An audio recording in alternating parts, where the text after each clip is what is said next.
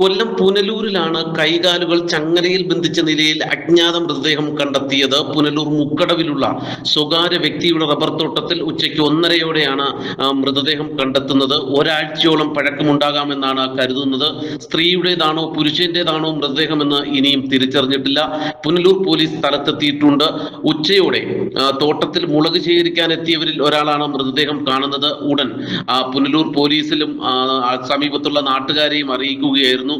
കാലുകൾ ചങ്ങലയിൽ ബന്ധിച്ച നിലയിലാണ്. മൃതദേഹത്തിനടുത്തേക്ക് ആരെയും കടത്തിവിടാൻ പോലീസ് തയ്യാറായിട്ടില്ല.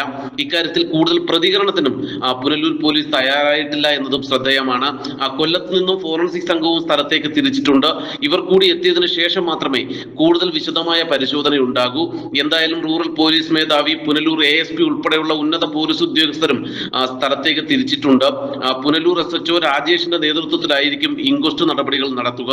പിന്നീട് പോസ്റ്റ്മോർട്ടം നടപടികൾക്കായി മെഡിക്കൽ കോളേജ് ആശുപത്രിയിലേക്ക് മാറ്റുമെന്നാണ് പോലീസ് ഇപ്പോൾ പറയുന്നത്. മൃതദേഹം ചങ്ങലയിൽ ബന്ധിച്ചതിനാൽ തന്നെ ദുരൂഹത ഏറുകയാണ്.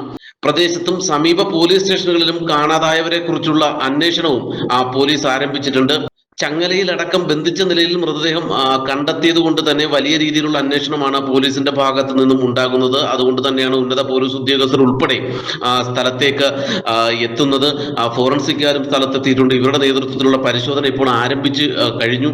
കൂടുതൽ വിവരങ്ങൾ പിന്നീട് മാത്രം വ്യക്തമാക്കാം എന്നാണ് പുനലൂർ പോലീസ് ഇപ്പോൾ പറയുന്നത്. എന്നാൽ ഈ നിമിഷത്തിൽ നമുക്ക് പറയാൻ കഴിയുന്നത് കൊല്ലം പുനലൂരിൽ മുക്കടവിന് സമീപമുള്ള സ്വകാര്യ വ്യക്തിയുടെ റബ്ബർ പുരയിടത്തിൽ റബ്ബർ തോട്ടത്തിൽ അജ്ഞാത മൃതദേഹം കണ്ടെത്തിയിരിക്കുന്നു.